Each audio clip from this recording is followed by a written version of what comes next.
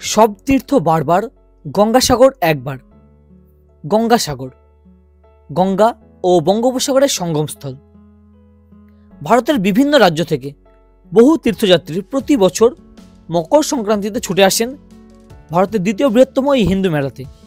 মহাভারত অনুসারে পাণ্ডবরা কৌশিক নদীর তীর থেকে যাত্রা করে গঙ্গাসাগর সঙ্গমে পৌঁছেছিলেন। হিন্দু ধর্ম অনুসারে মহাভারতে উল্লেখিত এই গঙ্গাসাগর সঙ্গমই বর্তমানে সাগরদ্বীপের গঙ্গাসাগর। তাই এবারে গঙ্গাসাগরের মেলার আগে আগে আমি চলেছি আপনাকে ঘুরে দেখাবো বর্তমান পরিস্থিতি কেমন, কিভাবে গেলে আপনার সুবিধা হবে, এখন যাতায়াত খরচই বা কত, কোথায় খাবেন, কোথায় থাকবেন, পুজো দেওয়ার পদ্ধতি বা কী, সমস্তটাই তুলে ধরব। অনুরোধ করব ভিডিওটি শেষ অবধি দেখুন। আর চ্যানেলটি যদি এখনও সাবস্ক্রাইব না করে থাকেন আজই সাবস্ক্রাইব করুন, আপনার উপকারই হবে। তো স্বল্প খরচে গঙ্গাসাগর পৌঁছানোর সবচেয়ে সস্তার মাধ্যম ট্রেন। শিয়ালদার দক্ষিণ শাখা থেকে আমি ধরব নামখানা লোকাল। সরাসরি নামখানা লোকাল না পেলে আপনি চলুন লক্ষ্মীকান্তপুর লোকাল ধরে লক্ষ্মীকান্তপুর, এবং সেখান থেকে ট্রেন পাল্টে আবার নামখানা। ট্রেনে গেলে দুইভাবে আপনারা গঙ্গাসাগর পৌঁছতে পারেন, এক কাকদ্বীপ কচুবেড়িয়া হয়ে গঙ্গাসাগর, এবং দুই নামখানা বেনুবন ফেরিঘাট হয়ে গঙ্গাসাগর। এবারে আমি যাব নামখানা বেনুবন ফেরিঘাট হয়ে এবং ফিরব কচুবেড়িয়া কাকদ্বীপ হয়ে, যাতে উভয় যাত্রার অভিজ্ঞতা আপনাদের দেখাতে পারি। শিয়ালদা দক্ষিণ শাখা থেকে নামখানা লোকাল ধরে মাত্র 25 টাকার বিনিময়ে আমি এসে পৌঁছে গেলাম নামখানা। নামখানা স্টেশন নামার পরে আমরা এসে পৌঁছে গেলাম নারায়ণপুর ফেরিঘাট স্টেশন থেকে। আপনারা যদি মনে করেন যে টোটোতে আসবেন, জনপ্রতি 10 টাকা লাগে, বা আপনারা হেঁটেও আসতে পারেন। যখন গঙ্গাসাগর মেলা হবে তখন কিন্তু এই চত্বরে আরো ভিড় হবে, কারণ আপনার এই চত্বরে নামখানা এখানেও কিন্তু গঙ্গাসাগরের মেলাটা বসে, তো সেক্ষেত্রে ভিড়ভাড়টা তো থাকবেই। আমরা এই নারায়ণপুর ফেরিঘাট থেকেই কিভাবে আপনারা গঙ্গাসাগর যাবেন সেটি আপনাকে দেখাবো। লোকেশনটি একটু বললে এরকম দাঁড়ায়, এই যে রাস্তা, এটা কিন্তু নামখানা স্টেশন থেকে আসছে। উপরে রয়েছে হাতানিয়া দেওয়ানিয়া ব্রিজ এবং এপাশে হাতানিয়া দেওয়ানিয়া নদী। এখান থেকে বাম দিকে যে রাস্তা আছে এই পথে আমরা যাব। আমরা এসে পৌঁছে গেছি নামখানার নারায়ণপুর ফেরিঘাট। এবার যেহেতু আমরা নামখানা থেকে আপনাকে দেখাবো কিভাবে আমরা গঙ্গাসাগর পৌঁছাচ্ছি। এই দেখুন, এপাশে আপনারা দেখে থাকবেন একাধিকবার বকখালি যাওয়ার সময় বা মৌসুমী যাওয়ার সময় যে হাতানিয়া দেওয়ানিয়া ব্রিজ, সেটি এই নামখানা থেকে কিন্তু একাধিক লঞ্চ রয়েছে। সকাল 7:30 থেকে শুরু করে একেবারে বিকাল 4:30 পর্যন্ত প্রতি ঘন্টায় পেয়ে যাবেন 7:30, 8:30, 9:30 এবং 9:30 পরে একেবারে 11টা। 9:30 পরে কিন্তু ডিস্টেন্সটা একটু বেশি হয়ে যায়, 2 ঘন্টা পর পর পাওয়া যায়, এবং তার আগে 1 ঘন্টা। এখান থেকে নামখানা থেকে এখন আমরা যাব বেনুবন বা চামাগুড়ি। এখন ভাড়া হচ্ছে জনপ্রতি 40 টাকা। একটা লঞ্চে ম্যাক্সিমাম কিন্তু 100 জনকে তোলা হয়, 100 জনের বেশি কিন্তু এনারা তোলেন না। এই দেখুন লঞ্চ রীতিমতো সে হাজির। এবং এই হচ্ছে নারায়ণপুর জেটি ঘাট, যেখান থেকে কিন্তু লঞ্চ ছাড়বে।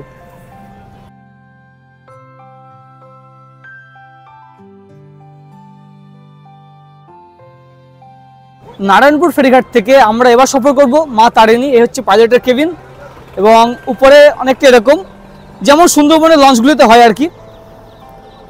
এখানে কিন্তু যাত্রীদেরকে উপরে যাত্রা করতে দেওয়া হয় না, টোটালটা হচ্ছে নিচে, এবং 2-1 জন বসেন পাইলট কেবিনের সামনে। আমরা ভিতরে প্রবেশ করছি, ভিতরে দেখাই কেমন কি পরিকাঠামো।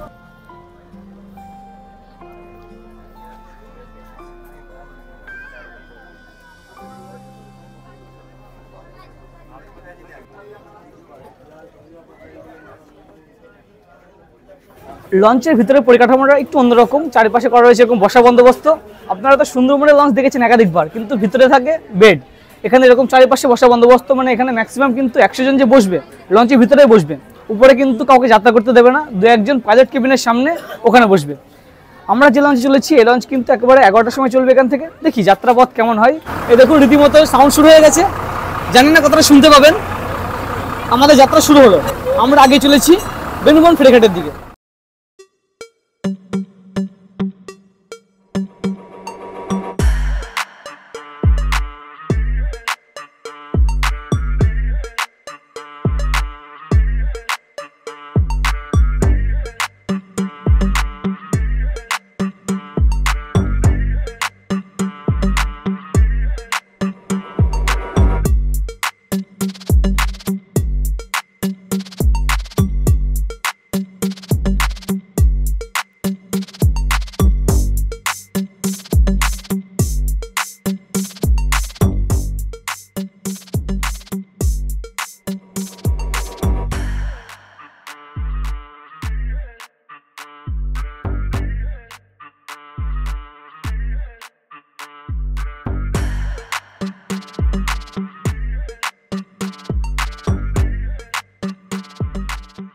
নামখানার নারায়ণপুর ফেরিঘাট থেকে 1 ঘন্টায় 15 কিলোমিটার অতিক্রম করে আমরা এসে পৌঁছে গেলাম বেনিপুর ফেরিঘাট। এবং এই যে 1 ঘন্টা যাত্রার পথ, সেটি কিন্তু অসামান্য, কারণ যাত্রা পথে আপনি একটু বোরিং হবেন না। সঙ্গে খাবার রাখবেন, যদি আপনি খাবার দেন ময়না পাখিগুলি কিন্তু আপনাকে বারবার হাতে কাছে চলে আসবে এবং ভালো মনোরঞ্জন করবে। আমরা যে মা তারিণীতে এলাম লঞ্চে, সেই লঞ্চে আবার নতুন করে যাত্রীরা উঠবে। দেখুন আমরা যে পথে বার হচ্ছি তা অন্য পথে যাত্রীরা প্রবেশ করছে।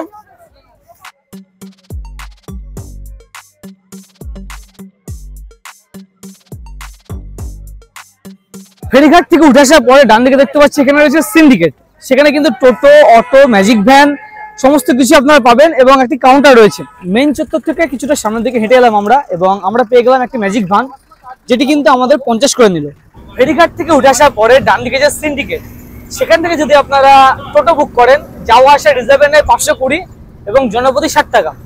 এছাড়া কিন্তু এখানে ম্যাজিক ভ্যান বা মারুতি পাওয়া যায়, মারুতি হচ্ছে 1050 টাই এরকম ভাড়া রয়েছে। তবে আমরা যেমনটা করলাম, সিন্ডিকেট থেকে কিছুটা সামনের দিকে হেঁটে এলাম, মিনিট 2 আসার পরে কিন্তু ফাঁকা গাড়ি পেয়ে গেলাম। আমাদের জনপ্রতি 50 টাকা করে নিয়ে যাচ্ছে একেবারে কপিলমুনি আশ্রম পর্যন্ত।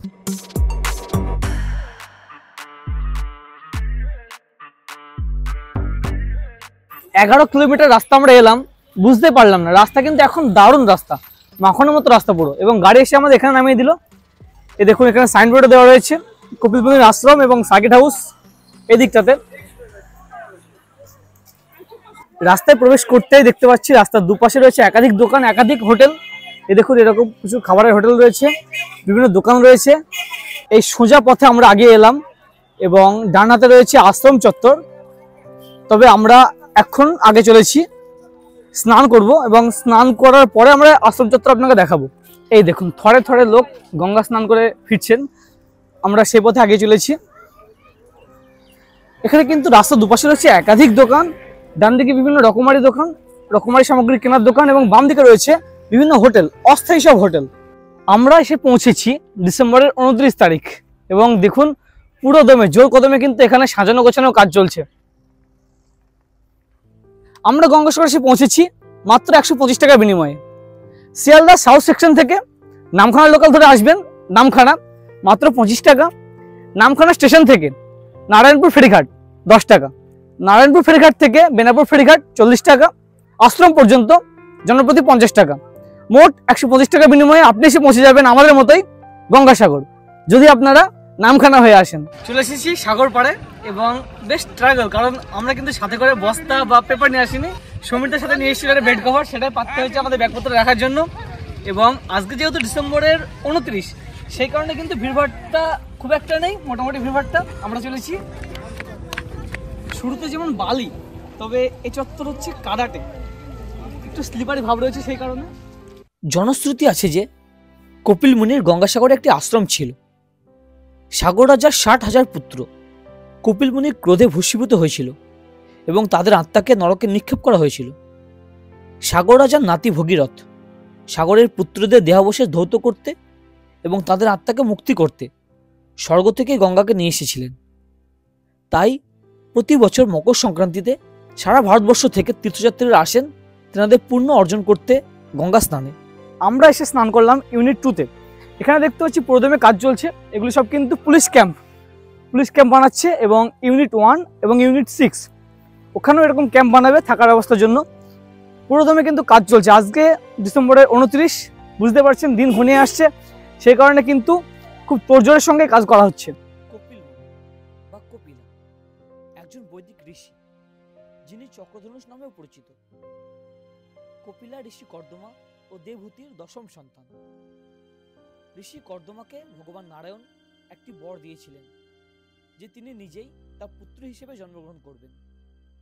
ব্রহ্মাণ্ড পুরাণ অনুসারে কপিলাকে বিষ্ণুর অবতার হিসেবে বর্ণনা করা হয়েছে। ভগবান কপিলাচার্য রূপে পৃথিবীতে জন্মগ্রহণ করেছেন এবং বিশ্বজগতের সকলকে রক্ষা করবেন। যাই হোক, বর্তমানে সারা ভারতবর্ষ থেকে লক্ষ লক্ষ মানুষের ঢল নামে কপিলমুনির এই আশ্রম চত্বরে। দাদা এখানে পুজোর সিস্টেমটা কেমন? পুজোর সিস্টেম বলতে পুজো দেওয়া খুবই সহজ। আচ্ছা, এখানে দাঁড়া দোকান আছে, হ্যাঁ, দোকান থেকে নির্দিষ্ট দাঁড়া নিতে হবে। 30 টাকা থেকে শুরু, 30, 50, 100, 150, 200, 250, 500, তুমি তোমার সাধ্য মতো। আচ্ছা, এখানে পান্ডা ধরতে হচ্ছে না কি? না, ওখানে ভেতরে মন্দিরে যা পুরোহিত আছে আচ্ছা। সব পুজো দিয়ে দেবে, আর কোনো দক্ষিণার ডিমান্ড নেই। 1 টাকাও দিতে পারো, নাও দিতে পারো, 10 টাকাও দিতে পারো। হ্যাঁ আচ্ছা, মানে এখন ভিড়ভাড়টা কম বলে এটা সহজ অনেক। মানে হ্যাঁ। বছরের মেলা ছাড়া অন্যান্য সময় যারা আসবে তারা সহজে পুজো দিতে পারে। মেলা ছাড়া অন্য সময় আসলে সহজে পুজো দিতে পারবে, কিন্তু মেলার সময় তো ভিড়ভাড়টা প্রচুর হবে। ভিড়ভাড়টা হবে, তখন বলতে পারবো না। এই মোড় থেকে সোজা এই পথে গেলে হচ্ছে স্নান করার জন্য স্নানের ঘাট, এবং বাম দিকে এসে এই পথে গেলে হচ্ছে মূল যে মন্দির চত্বর, এবং এই রাস্তায় গেলেই রাস্তার দুপাশে আপনারা দেখবেন সেই যে নাঙ্গা সাধু তেনাদেরকে। তবে আমি কিছু রেস্ট্রিকশনের জন্য আপনাকে দেখাতে পারলাম না নাঙ্গা সাধুদের। এখনো কিন্তু আজকে ডিসেম্বরের 29, আবারও বলছি, অনেক সাধু বসে রয়েছে রাস্তার দুপাশে, এবং তারপরে গিয়ে মূল মন্দির চত্বর। এবং এখানে কিন্তু একাধিক এরকম হোটেল বা দোকান রয়েছে। আপনারা যদি মনে করেন যে খাবার দাবার খাবেন, আপনারা কিন্তু এখানে খাওয়া দাওয়া খেতেই পারেন।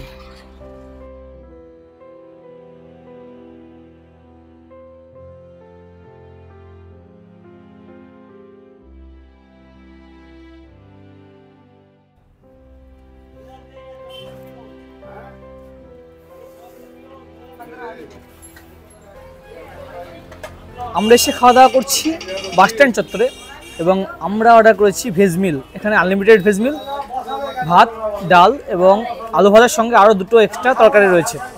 এ হচ্ছে ভেজ মিল 60 টাকা। যদি আপনারা মাছ খেতে চান সেক্ষেত্রে 80 টাকা। এখানে ডিম পাওয়া যায় না, বিশেষ করে এই সমস্ত হোটেলগুলোতে কিন্তু নন বেঙ্গলি বেশি, সেই কারণে এখানে ভেজ খাওয়াটাই আপনারা প্রেফার করবেন, নাহলে পরে কিন্তু আপনাকে নন ভেজে হোটেলে যেতে হবে। কপিল মুনির আশ্রম চত্বর তো রয়েছে একাধিক হোটেল। আপনারা যদি মনে করেন ওখানে খাবেন না, বাস স্ট্যান্ড চত্বরেও কিন্তু রয়েছে একাধিক হোটেল। তার মধ্যে আরেকটা হোটেল আপনারা দেখাচ্ছি, হোটেলটি সাগর সঙ্গম হিন্দু হোটেল।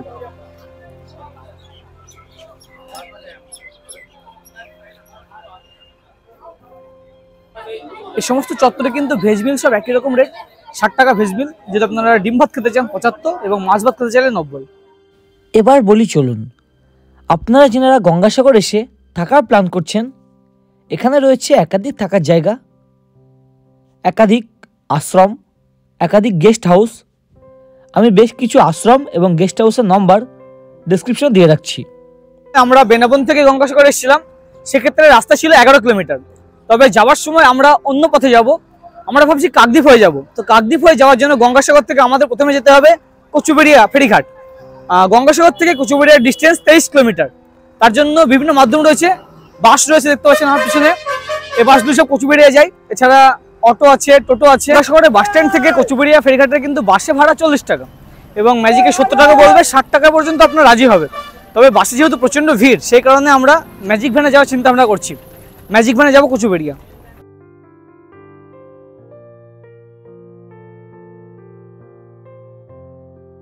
গঙ্গাসাগর থেকে কচুবেড়িয়ার অ্যাকচুয়াল ডিস্টেন্স হচ্ছে 30 কিলোমিটার, এবং এখানে প্রাইস মোটামুটি ফিক্সড। আপনারা অটো আসুন বা ম্যাজিকে আসুন, 60 টাকায় নেবে। আমরা এসে পৌঁছে গেলাম কচুবেড়িয়া। আমাদের গাড়ি যে বাস স্ট্যান্ড এখানে নামিয়ে দিল, এখান থেকে আমরা ফেরিঘাটের দিকে যাচ্ছি। 1 মিনিট হাঁটা পথ ফেরিঘাট এখান থেকে। একটা জিনিস লক্ষ্য করলাম, সেটা হচ্ছে কচুবেড়িয়া থেকে একেবারে গঙ্গাসাগর পর্যন্ত টোটালটা কিন্তু রাস্তা অমায়িক, এখন ঝাঁ চকচকে রাস্তা। সেই কারণে ড্রাইভাররা যদি মনে করে একটু ট্রেনে আসবে, ট্রেনে আসতে পারে। ঘন্টাখানেকের মধ্যে কিন্তু আমাদের 30 কিলোমিটার নিয়ে এসে পৌঁছে দিল। এই দেখুন ব্যাপার, দেখুন কি কারণে আমরা নামখানা হয়ে গেছিলাম। ওই দূরে ওখানে হচ্ছে ফেরিঘাট, তবে লাইন কিন্তু চলে এসেছে। এই দেখুন লম্বা লাইন, পুরো একেবারে চলছে লাইন। এখানে সব কিন্তু ভেসেলস ধরার জন্য লাইন। তো বুঝতে পারছেন যে কচুবেড়িয়া ফেরিঘাটে কি অবস্থাটা হয়। নামখানা এবং কচুবেড়িয়ার আরেকটা পার্থক্য লক্ষ্য করলাম, নামখানা থেকে টিকিট প্রাইস 40 টাকা, এবং কচুবেড়িয়া থেকে টিকিট প্রাইস 9 টাকা। এবং টিকিট কিন্তু এই লাইনে দেওয়া হচ্ছে, নামখানাতে দেওয়া হয়েছিল লঞ্চে।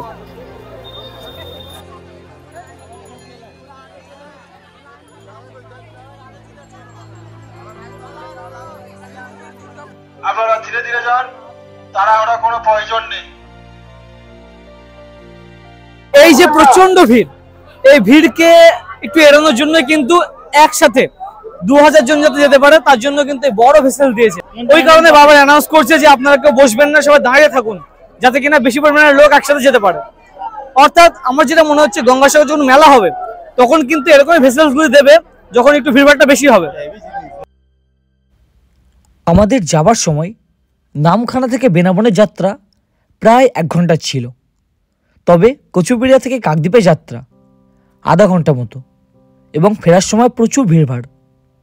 তাই পার্সোনালি আমার যাবার জার্নিটি বেশি ভালো লেগেছে। আপনারা যেনারা আমার মতো কাকদ্বীপ স্টেশন থেকে বাড়ি ফেরার প্ল্যান করছেন, আপনাদের বলে রাখি ফেরিঘাট থেকে স্টেশনের ভাড়া জনপ্রতি 20 টাকা। তো বন্ধুরা, এই ছিল আমার এবারের গঙ্গাসাগর ভ্রমণ। ভিডিওটি আপনাদের কেমন লাগলো অবশ্যই কমেন্ট করে জানাবেন। সাথে থাকুন, দেখতে থাকুন। আবারও বলি, চ্যানেলটি এখনও সাবস্ক্রাইব না করে থাকলে আজই সাবস্ক্রাইব করুন। অনেক অনেক ধন্যবাদ।